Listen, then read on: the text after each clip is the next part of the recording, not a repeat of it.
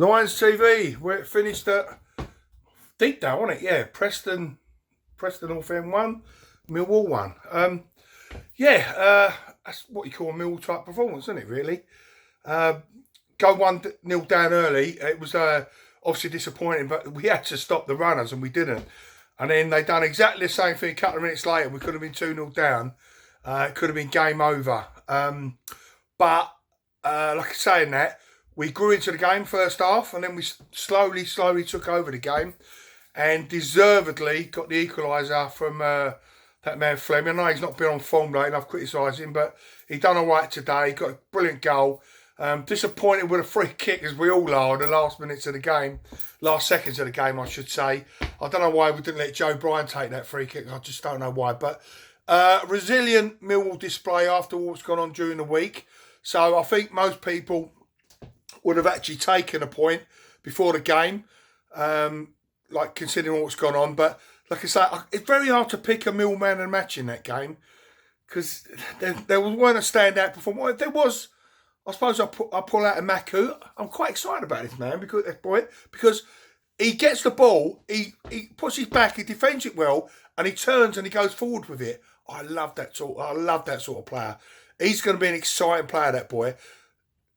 He's only young, so listen, a couple of times here, he just needed to knock it out to the left to Bradshaw, and he didn't. So that will come through experience with him. But an exciting player nevertheless, you know. So overall, I'm more than happy with a point.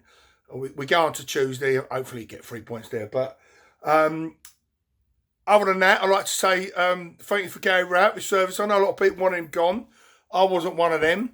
So I know, listen, our football's got stale, and we had to move on. But the last 4 years, I ain't worried about relegation, which is normally thing that Mill fans have done over the years. But he stabilised the club.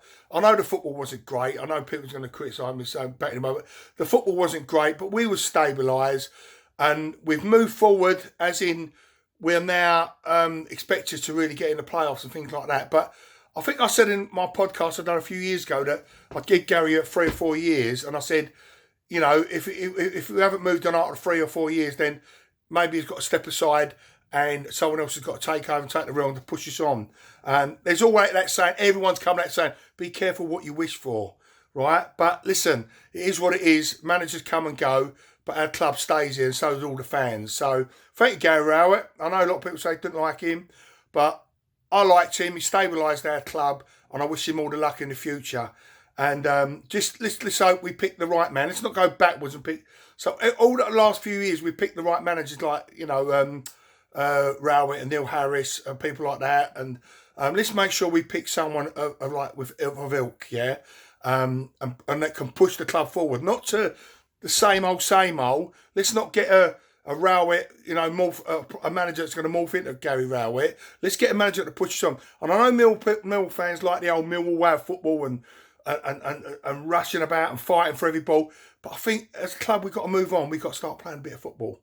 And I know we ain't got the players for it, but with the new manager that comes in, hopefully he'll have the eye for that, and he can push us on to which I believe is into the playoffs. Right? Okay, that's all we need. So a bit of confidence, good manager, and keep the club going forward. Because in the last 4 or 5 years, we've been a club on the up. So let's keep it going.